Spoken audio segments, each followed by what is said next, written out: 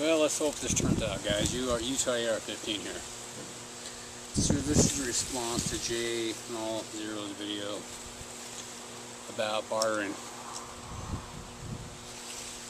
I see all the time, you know, gold and silver. I'm telling you, man, I don't care where you live, you get to waste of money.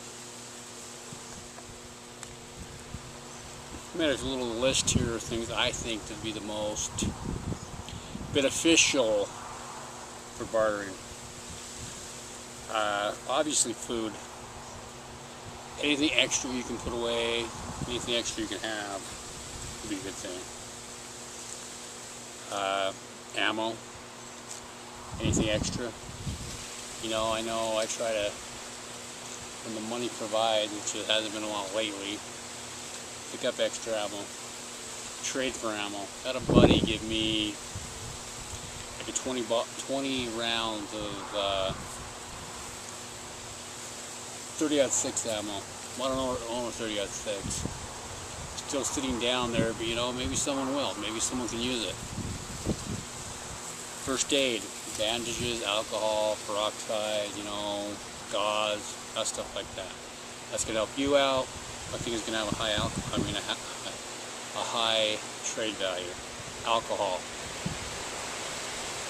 you know, beer, wine, booze, whatever you have, that's gonna be high. Yeah, extra guns even.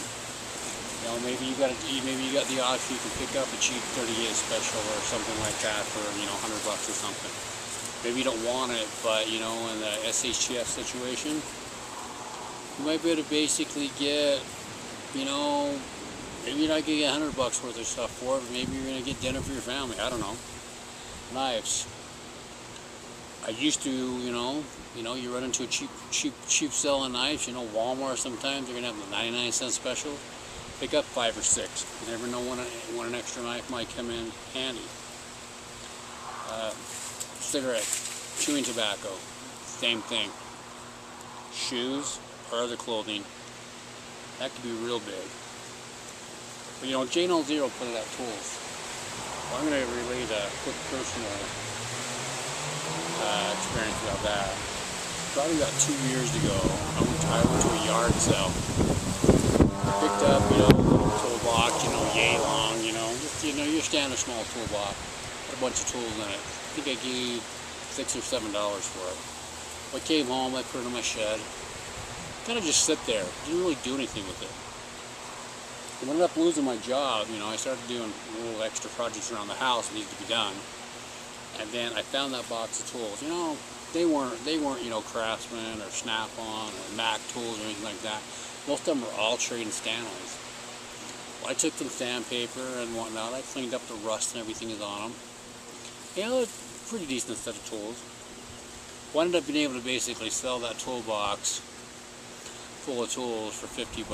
You know, $50 doesn't sound like a lot of money, but you know, when you're unemployed, $50 put basically food on our table for 2 weeks. And you know, in an SHTF situation, a box of tools like that for someone who has nothing,